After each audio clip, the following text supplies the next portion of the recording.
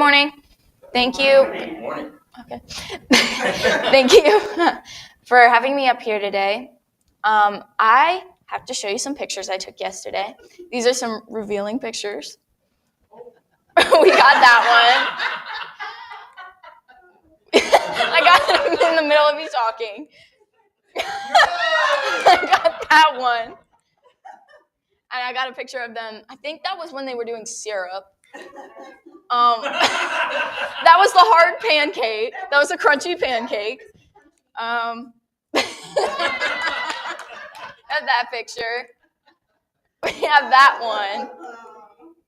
I have the wonderful servers there. And the beautiful tablecloths. Yes. And the beautiful setup. And then we got that one.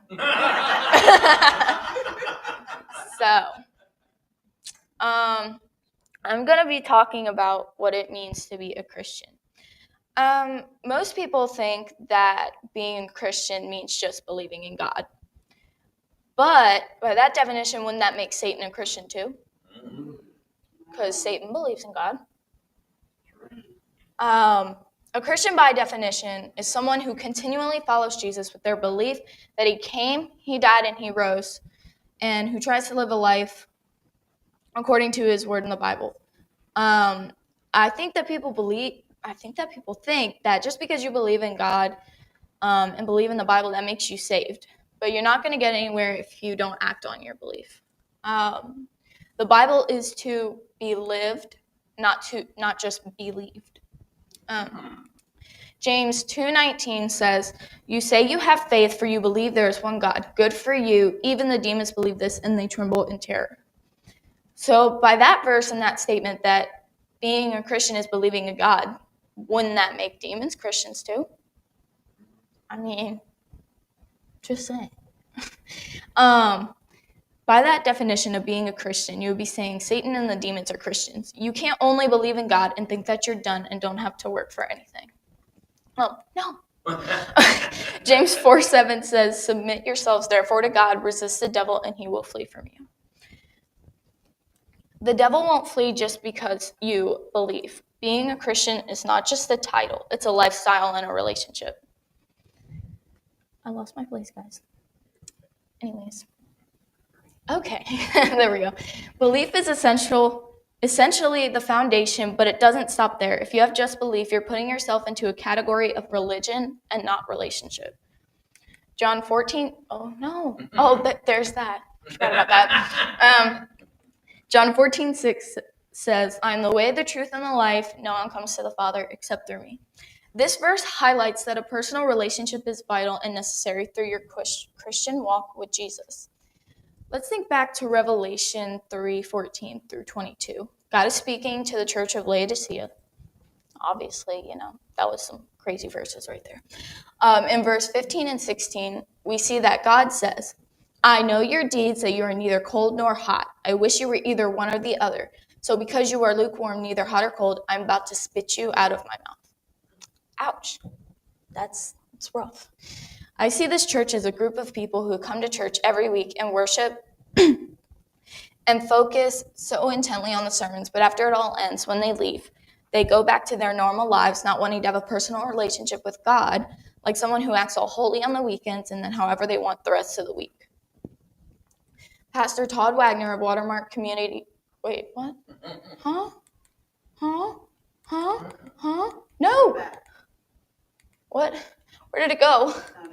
Well, apparently I didn't put that in there. Anyways, guys, I swear I did, but you know what? It's fine. If we come to a reverent room where we arrive on time and hush our kids, but walk out of that reverent room and live irreverent lives, what we did in that room is a mockery. And God disdains it. Do you want to be known as someone who mocks God? Do we as Christians want to set that example for new Christians? Because that's basically what happens if you do that. You are mocking a place that should be used as a sanctuary and not just a chill spot. Matthew 18:6 and 7 puts it plainly. "If anyone causes any one of these little ones, those who believe in me, to stumble, it would be better for them to have a large millstone hung around their neck and be drowned in the depths of the sea. Woe to the world because of the things that cause people to stumble. Such things must come, but woe to the person through whom they come. Do we really want new Christians to stumble because we aren't living like Christ would like us to? If we're just using the church as a place where you're like, okay, I go to church, so I'm a Christian, that doesn't really count if you think about it. God says, woe to us. Woe is great, means great sorrow or distress. In verse 7, he's basically saying that distress or sorrow to the person that causes another one to stumble. So he's basically saying that if you cause somebody else to stumble, then great distress to you. Like, I hope you stumble. Not really hope you stumble, but it's like have distress upon you. Let's see, where am I at? Even if it's the smallest thing that you do not think is important or could cause somebody to stumble, it could be detrimental to someone else's relationship with God, like especially a new Christian. There we go. Billy Graham said, a Christian is a person who is trusting Jesus Christ for their eternal salvation and is seeking to follow him in their daily life. If you're only going to act like a Christian on Sunday and not the rest of the week, is that actively seeking God or just punching a time clock? You didn't get saved because you gave your life to God. No, you got saved because God gave his life for you. Sometimes we get confused and we switch that around. Yes, we gave up our life to God to save us, but it doesn't end there. That's not the full definition. And I'm not saying that I don't catch myself doing it sometimes, because I do. I mean, everybody does. Everybody stumbles at some point. Everybody, messes up, misses the mark. I'm saying that if you don't have or don't want a personal relationship with him, then what do you have? Ultimately, at the end of the day, there is a life that you are responsible for living once you accept Jesus. A personal relationship with Jesus Christ is necessary to live your life as he would want you to, and will ultimately lead to eternity with him. So I think that sometimes as Christians, we take it for granted and think that, oh, just because I go to church on, every other weekend, or, I go when Easter happens or Christmas happens, or, then I'm a Christian. But then you walk out of there and you just act like you normally do. Like, I don't know, like say you're a drinker and you don't come to church drunk, but then you go out and then go to a bar after and just get wasted. Like, that's not setting a good example for anybody. That's not setting a good example for a new Christian who doesn't really know all the rules and how to act like Jesus. You're just showing them a bad example of what it means to be a Christian.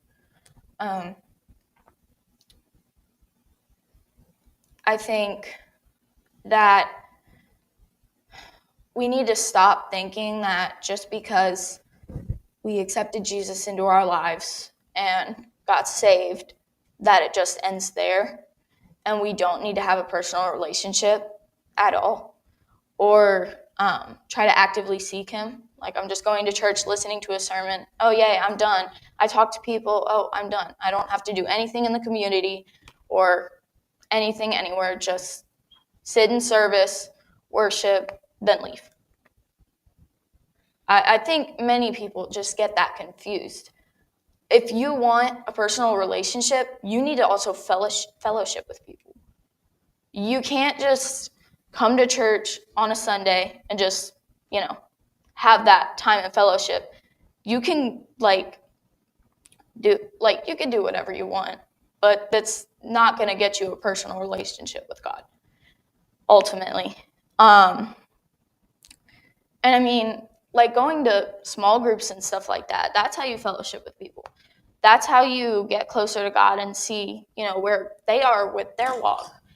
And even going out to lunch after, service and talking about what the sermon was about, how you felt about it, or if you've been feeling bad that week and you need somebody to rely on, you have to have a group of friends, a group of Christian friends that are going to help you. If you just have normal friends like that don't follow Jesus, then they're not going to give you the same answer that a Christian would. You know? You know what I'm saying? Somebody say amen. Amen. Yeah, there we go. I heard that. I mean, don't get me wrong. I mess up most times. I mean, it's bound to happen.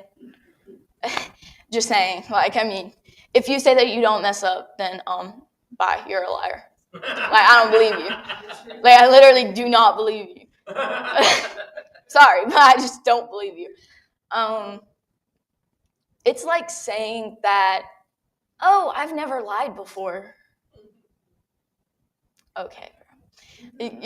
That's just confusing. But I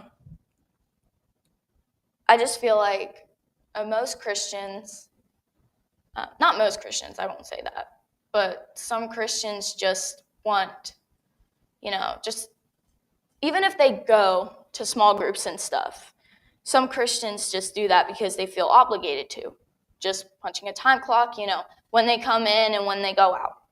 Not really just sitting there, not really engaging in conversation, just kind of sitting there and listening to other people say stuff and being like, yeah, I agree with that. You can voice your opinions. Nobody's going to judge you. And if they do, the log in their eye, like we were talking about, just came to my mind, guys. And I don't know. I mean, I feel like fellowship is very important. And having a personal relationship, a really personal relationship. Like, I'm not saying when God said, where'd it go? It's somewhere. No. Wait, I don't even know where it was. Wait, sorry guys. Pause. It's okay. Oh, there. If we're lukewarm Christians, do we really want to be? I mean, read that. Really read it. I mean, you are lukewarm, neither hot nor cold. I'm about to spit you out of my mouth. Do you really want that to happen? Or do you want to go to heaven and hear him say, well done, good and faithful servant? Amen. Or do you want, I don't think anybody wants to be spit out of God's mouth. I don't think, that's just gross to think about. Like, just in a general sense, not even in a spiritual sense. That's just disgusting. But, I mean, do you really want to be lukewarm? Or do you want to, either just pick one. You can't sit on a fence. You can't sit on a fence. When I was at camp, we had this speaker. He was great. He had these two ladders. This side was God or heaven or whatever, and this one was, the world stuff. Sorry. And he took both of his feet and stood on both ladders. And he said, you can't be on both sides. If you step up one step on God's side, you're stretched. And then if you keep stepping on the world side, you can't end up being on both ladders because you'll stretch yourself thin, and that's not. You kind of got to kick that ladder out of the way and be like, I can't deal with that, because you can't be a fence sitter or whatever. I don't even know how to say that, but you can't be on a fence because you're either devoted to God or you're not. Ultimately, I mean, you can't be like, oh yeah, I listen to this type of music, like horrible music or whatever, and he's like, and I listen to Christian music a little bit. Like, that's not being fully devoted to God. And I'm like, I can't say anything, honestly. Like, I do it sometimes. I like my country music. Just saying. We're trying. Stop. Okay. But I mean, I like my country music. Of course. I mean, I don't know why. It's just like a thing. We know that. Literally nobody but me. I'm not kidding. But, well, I know you, but I'm saying in my family. Immediate family. I meant, you're my family.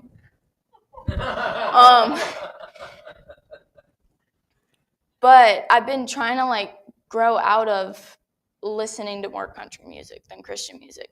I mean, last night I was playing a whole Christian playlist because I don't want to play country music at a church. But if I'm listening to country music in church, that's the same thing. That's the exact same thing. And I'm not saying now you're like, oh yeah, just listen to Christian music in church because that's the right thing to do. No.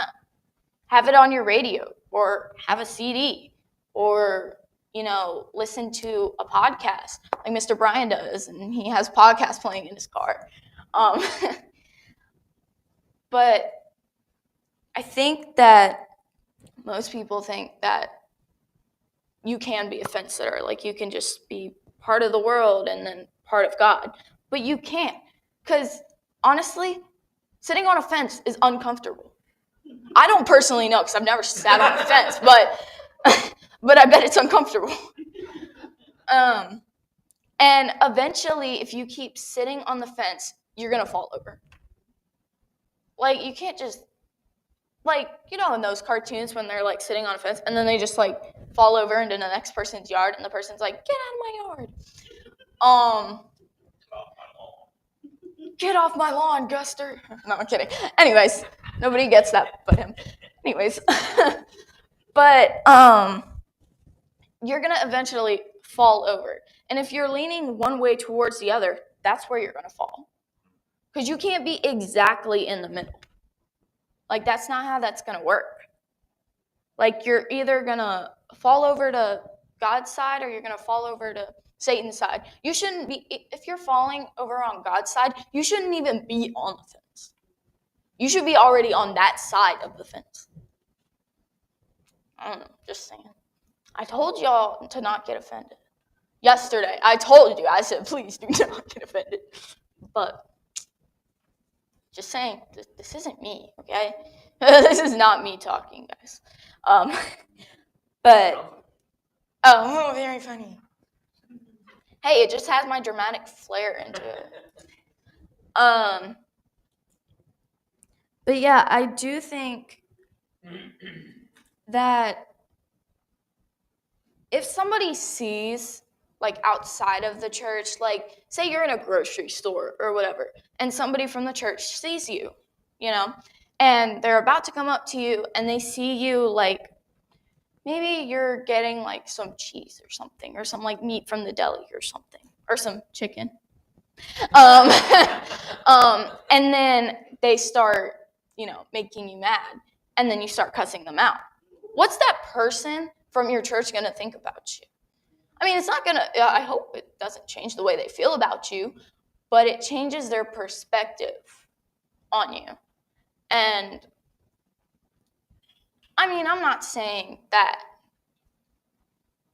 people don't cuss, because obviously people do.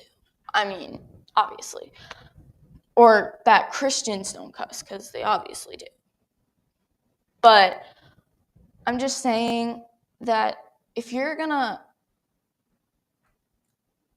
say that you love Jesus or have a personal relationship with him, then act on it.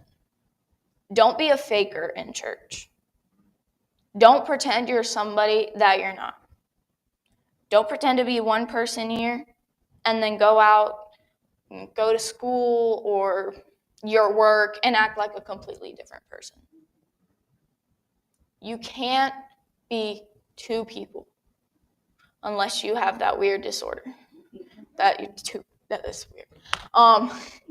But you can't be two people at the same time. I tell my friends all the time, one of them was talking to me the other day, and they were like, I have to be this person one time and this person another time. I said, no, you don't. They're like, I have to be one person of my friends and one person of my family. I said, no, you don't. If your friends don't like you for who you actually are, then you can drop them. If you have friends that won't accept you for being a Christian, drop them.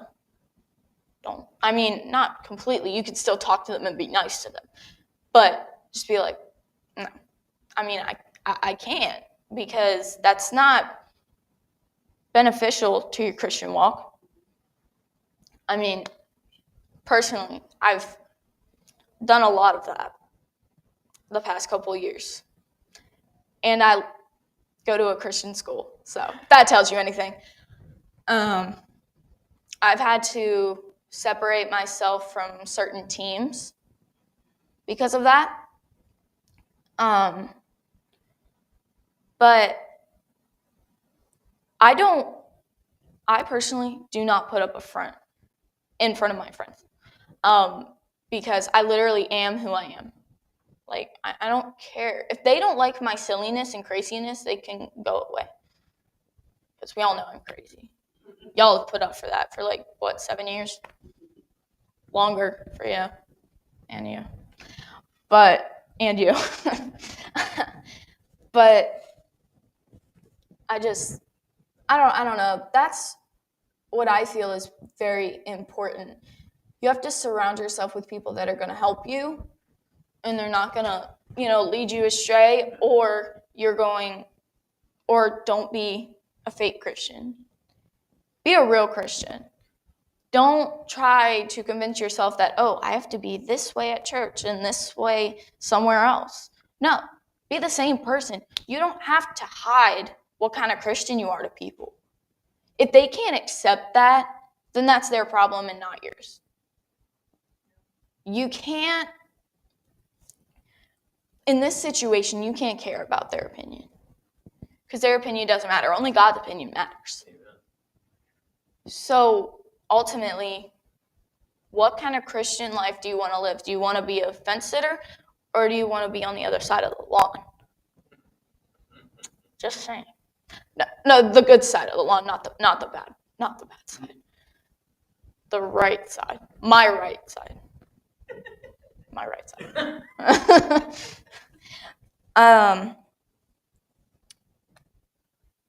I think that's probably all I have, guys. I'm going to pray real quick. Bow your heads. Close your eyes. Don't look at me while I'm praying. Dear God, thank you for giving me the strength and courage to come up here today and hopefully reach some people's hearts today. God, I thank you for this church. It's not the biggest church, but I'm so grateful to know all of them and have a personal relationship with each of them. Thank you for helping them put up with me and my attitude 90% of the time. And thank you for bringing them into my life to show what a godly person should act like. Today is Father's Day, and I thank you for all the fathers that are here and those who are no longer with us. I thank you for being my father, and everyone else's father follows you. I thank you for everything that you do for this church, everything you do for me and my family. Thank you for all these things, and it's in Jesus' holy name I pray. And all God's people said what? Amen. I can't hear you. Amen. I can't hear you. Amen. There you go. Thank you, guys.